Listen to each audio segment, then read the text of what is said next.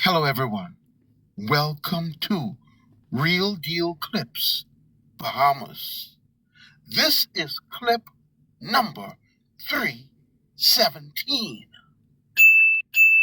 This is the indictment to ensure that you don't miss any clips that yours truly release. Please like, follow, and subscribe to Real Deal Clips Bahamas on YouTube.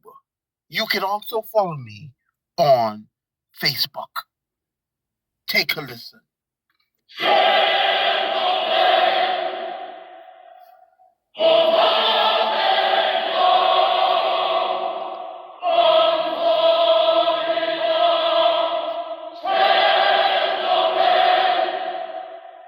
Today, what you're about to hear has wide-reaching effects and far-reaching implications.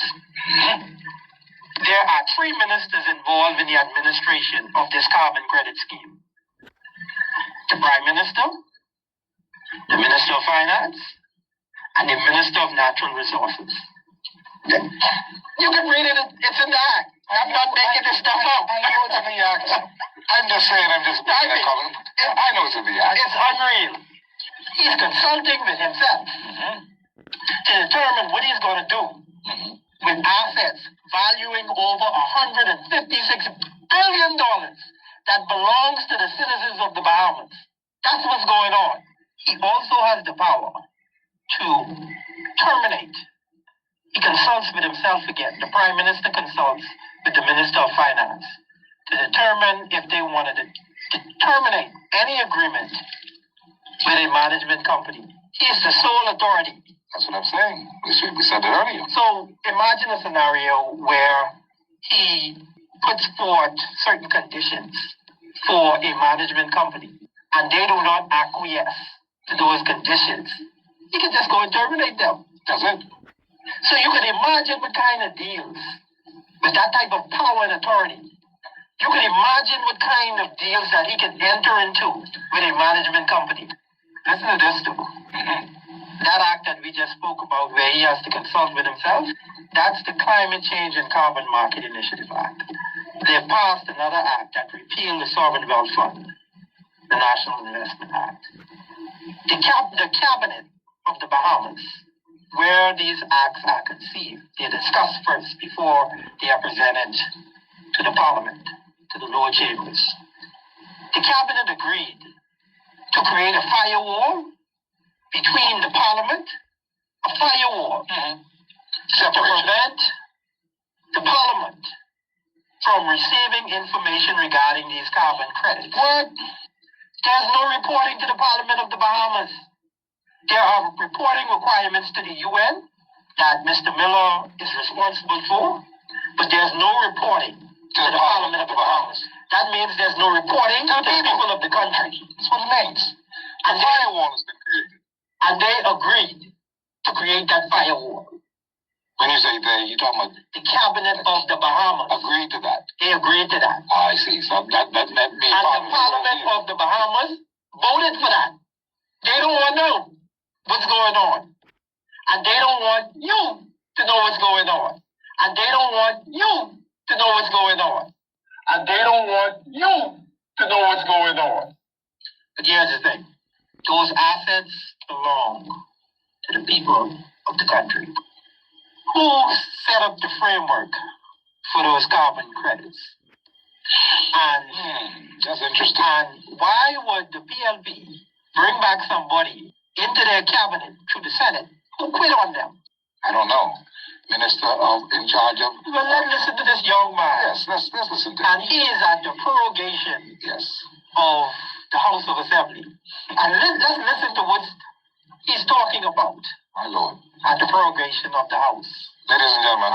3 weeks ago. Ladies and gentlemen, Ryan Pinder. Right away, in order to be able to provide a stimulus to the economic rebound for the country, we put Bahamians back to work. All of the hotels are full. All the financial services industry is doing well. The construction industry is booming. If you want a job, you can find a job, maybe two or three. We provided legislation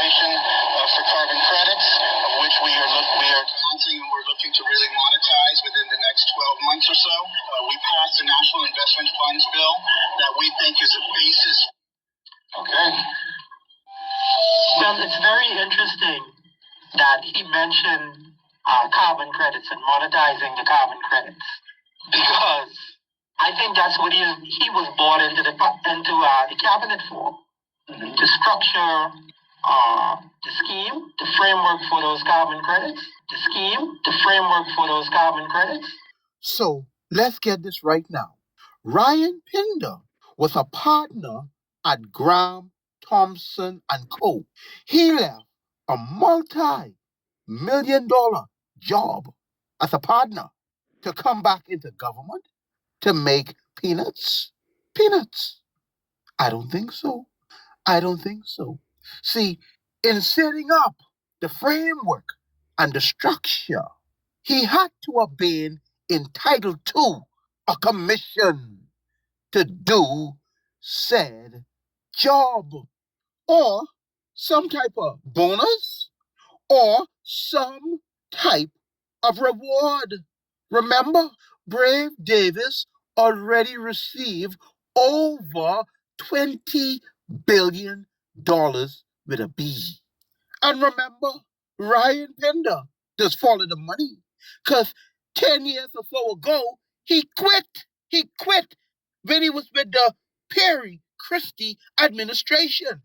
As his decision did not come easy, neither did it catch the Prime Minister off guard. I put everything I had into doing my job, into supporting the government and making the Bahamas a better place to be as a cabinet minister. And I tried very hard to accomplish the goals that were in place. And it's a personal decision. It's one of those opportunities that are very rare and once in a lifetime type of opportunities. It's one of those opportunities that are very rare and once in a lifetime type of opportunities. It's a decision. Did you hear what he just said? It's one of those opportunities that is very rare, a once in a lifetime opportunity. But now he leaves a multi-million-dollar company making millions to come back to work for the government. A leopard don't change their spots. Coming back to work for Brave Davis is a once in a lifetime opportunity. Mr. Davis is the $20 billion man. And Brave bring him back, and he agreed to come back. Why you think he agreed to come back? He ain't come back for no peanuts. Huh, okay. I think that's what he was brought into the cabinet for, to structure the scheme, the framework for those carbon credits. And so he's so invested, that's always on his mind. They are all giddy with excitement at the thought of all this money. And they've put the electrical fence between them and the Bahamian people in terms of who can actually touch the proceeds from these carbon credits. My Lord. We are not involved in the process. There's no information that's coming from official sources about these carbon credits. So that whole crew, they're talking about carbon credits and monetizing carbon credits. But it's among them. That's their game. That's what they're saying to you. This is our game over here. Y'all go play in that league where there's $3.2 billion. Be over here with the big boys. $156 billion for 250 people. 250 people. You're dealing with $156 billion for them. And we, the people, have nothing to say about it. What kind of people are we? No wonder why the people take us for fools, because we got to be fools. I have to rest my case here today on this particular one because this is just so fascinating. It's unbelievable. That's what it is. Yeah, I think Bahamians need to recognize that we did not create the system. We inherited the system. This system was designed for the exploitation of people and the exploitation of resources. So we have continued with our colonial masters have left in place.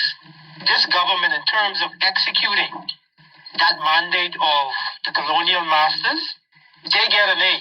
I give them an A plus plus plus in terms of their understanding of how to execute in this system. My Lord. No other government in the history of the Bahamas has been able to execute. In the history of the Bahamas, my Lord, the Parliament of the Bahamas has never assigned the kind of authority that the Parliament has placed in Philip Brave Davis. News flash, January 14th, 2025, in reference to the carbon credit money. And they had to disclose what they were doing so the international community would know that there's proper oversight and governance in place. So they had to disclose. But notice how they disclose. In the back section of the business section, in a little printed thing an article so they could say we printed it, Bahamian saw it. Yeah. Nobody said nothing. So everything is go. All the I's are dotted and all the T's are crossed. My Lord. Fact. And that was international guidance. So it's not $11 billion at this point. It's not $11 billion at this point. It's 20. It's more than $20 billion that they've collected. It's more than $20 billion that they've collected. It's more than $20 billion that they've collected. If you are a Bahamian citizen and you are over the age of 18, the Prime Minister has just stolen $55,000 from you. Say it again. If you are a citizen of the Commonwealth of the Bahamas and you are over the age of 18, the Prime Minister of the Commonwealth of the Bahamas has just stolen $55,000 from you. Every single person over the age of 18. Man, woman, boy, and girl. Man, woman, boy, and girl. $55,000 So if you are a every year. Bahamian citizen and you walking around here, can't buy groceries, can't feed your kids, the Prime Minister just stole $55,000 from you. I'm listening. My advice, right, is to the Prime Minister of the Commonwealth of the Bahamas would to be, I would say to him, if I was advising him, forget all that stuff that you always doing. Whatever is done, Find a new management team. let's structure this thing properly. Let's structure it where Bahamians will benefit, have it properly Wouldn't structured. that mean that they have to go back and... No, but he has the authority to do that. So what I'm saying to you is, forget all this nonsense about trying Get it right. Trying to Get it right, engage get it in honest. these, all of these fraudulent schemes Yes. to defraud the Bahamian people. Forget about all of that. Just come to the table and do it the right way. Engage the Bahamian people. Set up a proper structure. With the behavior. Everybody get their $50,000 a year. Put social programs in place. Set up individual investment accounts. Structure the whole thing. Do it properly. This should be the new yardstick. Set up right a now. proper registry This so should be only the new Bahamians yardstick. can benefit from the sovereign wealth fund. Do the right thing. I understand you. That's a good alternative, but will the Prime Minister do that? Do you think that he has no other choice? I'm just putting it out there. No, I understand what you're saying. You're suggesting to him that this is what you should do. Just forget all the other stuff that you've been doing in the past. Put the chips on the table and let us roll this thing properly. Let us roll it out properly. Structure it properly. Structure it properly. We have a group called Stop the Steal. Yes. We're putting forth, we've been working on the new sovereign wealth fund. And we're going to advocate and we're going to bring 10,000 people out and demand that it's legislated. We can negate that whole process. Just do the right thing. Well, my friends, this is quite interesting. This young man has left me baffled on a number of things. I just want to make sure that you are very, very clear on this whole matter because we've been talking and I'm thinking along as I talk and I'm like, this cannot be real. But the point is this. You mentioned some things earlier in the broadcast today. I just want you to just mention them as we start to go into the break. Talk to me about this 49%. Talk to me about this other conglomerate of other people who are looking at that, perhaps that 51%. And show me the ownership and how this whole thing will play out. And if the Bahamian people really own anything, or is this really a fraudulent act? Talk to me. Well, I can't call it, I have to call it what it is.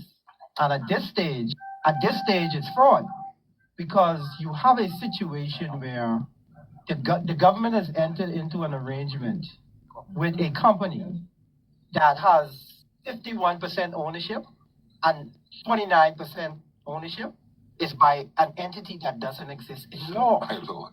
And that entity happened to be operating as a trustee for the people of the Commonwealth of the Bahamas. And that entity does not exist in law. My Lord. What is it that we... When it comes to representing the Bahamian people, all these other people who are involved in this deal, they're protected. They're legally protected, their shares allocated properly and all that. When it came to the Bahamian people, their 49% ownership, it doesn't exist in law. The Sovereign Wealth Fund was repealed. Now, for those of you that have not been following, listen carefully. Don't say, oh, he repealed the Sovereign Wealth Fund, but he gave us the National Investment Fund Act. The National Investment Fund Act is the vehicle by which the Prime Minister of the Bahamas and the Cabinet and the Parliament took away your ownership. They didn't have to repeal the Sovereign Wealth Fund to do or make investments. The Sovereign Wealth Fund was already designed for investments. So there was no need to repeal it. The only reason they repealed the Sovereign Wealth Fund was because in the Sovereign Wealth Fund, there were stipulations that the money could not be used, shall not be used for government capital expenditure. It belonged to the citizens of the Bahamas. But if you compare it now, would they repeal the Sovereign Wealth Fund? If you compare it with the National Investment Fund Act, the National Investment Fund Act gives them, in writing, the authority to spend the money on government capital expenditure. It does the exact opposite of what the Sovereign Wealth Fund says should be done with the money. So it's all about controlling the money. Brave Davis doing what he want to do with the money. The man answers to no one. He has still not came to the Bahamian and said, hey, squat diddly about the money. And for those of you in the international community, case in point, the UNFCCC, the United Nations Framework Convention on Climate Change, this is an indictment against Philip Brave Davis, Prime Minister of the Bahamas. It is an indictment against the Cabinet of the Bahamas. It is an indictment against the leader, Michael Pintard, who is the leader of the opposition. It is an indictment against every sitting member of Parliament, save one, Aram Lewis, the only man that did not take a kickback from Brave Davis, the Prime Minister and the Minister of Finance of the Bahamas.